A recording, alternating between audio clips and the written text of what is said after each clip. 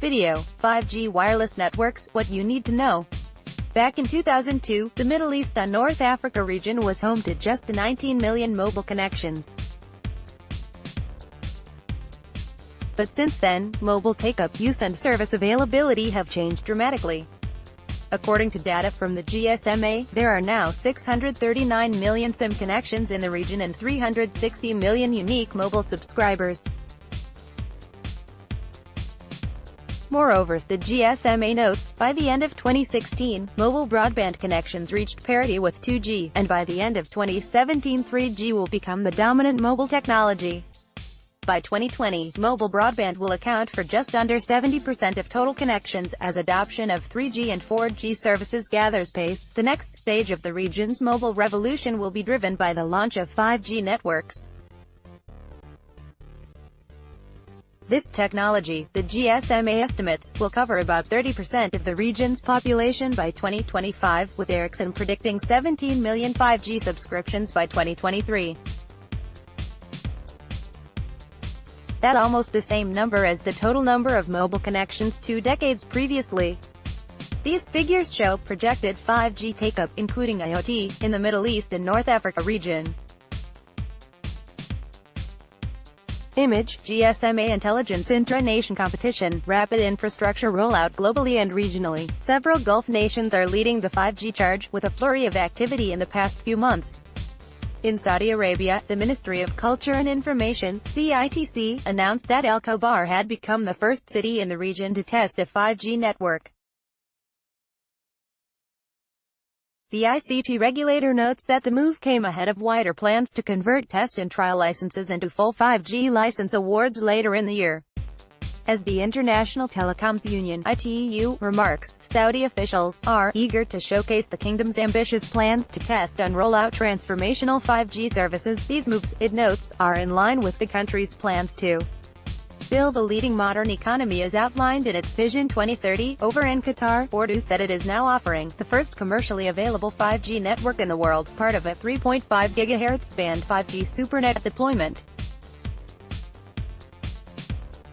This network covers major areas of the capital, Doha, such as the Pearl Qatar Hamad International Airport, Qatar Cultural Village, as well as the downtown West Bay area, Corniche and Souk Waqif. Ooredoo previously announced plans to update 100 network stations across Qatar with 5G capabilities, later expanding to 1,200 stations covering the whole country. The company sees strong opportunity for growth with the push towards 5G services, its 2017 annual report said, remarking that its 5G speed experiences demo on Qatar National Day in December 2017 had offered users speeds of up to 1 gigabit per second. In May 2018, the UAE telecom provider Etisalat also announced the launch of the first commercial 5G network. Although, as the UAE-based newspaper The National observed, this will be fixed wireless services at selected locations rather than free-to-roam services. Future partnerships, planning, investment. These eye-catching developments exemplify the ambitions of these Gulf countries, as each nation seeks to carve out a leading role on the global IT stage. Reflecting on these recent announcements, Rayla Maestra, editor-in-chief of online analysis portal Light Reading, commented, a quartet of Middle East operators, Ooredoo and Etisalat in the United Arab Emirates, UAE, Qatar's Ooredoo and Saudi Arabia's STC, all claim to have launched 5G networks in what looks like a race for regional superiority. He wrote, but with a discernible lack of 5G devices to connect to such networks, does having a live network mean anything of substance? Perhaps not right now, but operators in countries across the region are putting in place the building blocks to harness this infrastructure in the next few years. Saudi telecom provider STC, for example, has previously outlined partnerships with Huawei and Nokia, with the intention of launching a 5G network in the kingdom this year. Ericsson and others have also been active in trials across the region.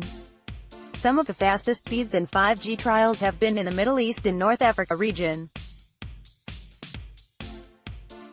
Image, Viavi and recognizing the need for a multi-stakeholder approach to drive 5G adoption and rollout, Saudi Arabia also established a national 5G task force earlier this year. The body will set targets, monitor progress, and examine issues related to 5G spectrum, 5G development, and 5G verticals. The UAE-based telecoms provider, did something similar in 2016, with the establishment of the UAE 5G Innovation Gate U5GIG, a consortium of technical and academic experts, as well as global telecom vendors, designed to bridge the gap between telecom industry and academia in UAE by establishing and maintaining close, productive collaborations with academic institutions, industry and the community. One key component of DU's strategy is the creation of a 5G innovation lab to prototype, test, and validate early 5G and Internet of Things equipment and services. U5GIG will also allow universities and technical organizations across the UAE to work together and participate in the development of the 5G ecosystem, and for academia and industry to test applications and technologies in a real-world setting, it announced last year. For any country moving into the 5G arena, it's essential to address issues of spectrum readiness and the availability of 5G-enabled equipment, as well as understand the opportunities for new services. Alongside these important practical and strategic considerations, the cost of new networks is a further consideration for operators and governments alike. Majid Al-Mazaid, chair of Saudi Arabia's 5G task force and deputy governor of CITC for Technology and Infrastructure, has stated the need for private sector investment in delivering his country's 5G goals.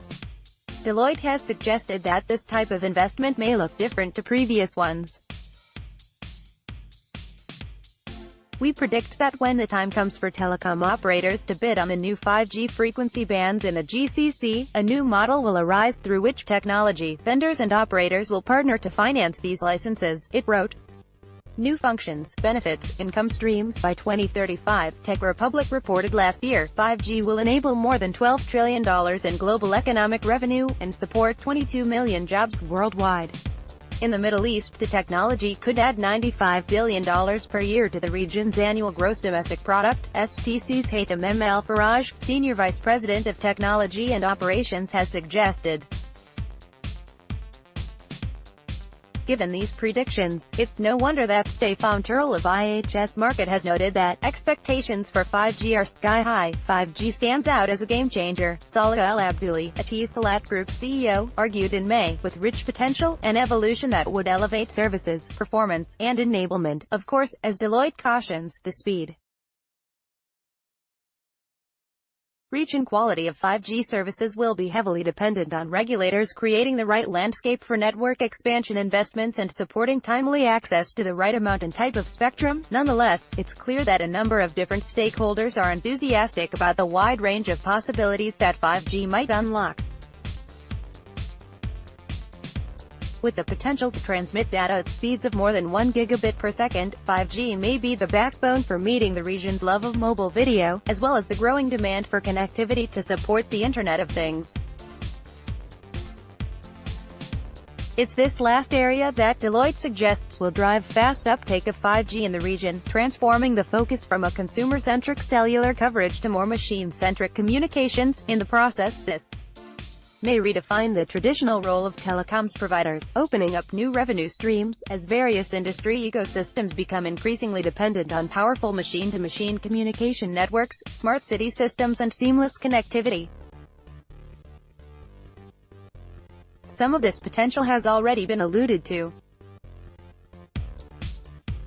Ooredoo's CEO Waleed Al-Sayed has commented how the technology will provide the necessary foundation to introduce a wave of new innovations, including driverless cars and smart roads, virtual and augmented reality, a national fleet of service drones, and much more. Etisalat has highlighted how 5G will enable users to enjoy uninterrupted 4K video streaming, best gaming experience, VR services, and autonomous transport. Alongside these applications, Ericsson has cited the role that 5G technologies could play in increasing industrial digitalization, taking IoT in the region to the next level by building on successes such as smart agriculture initiatives in Turkey and Africa, remote monitoring of oil wells and temporary networks in case of disasters in Saudi Arabia, and the use of smart meters in South Africa.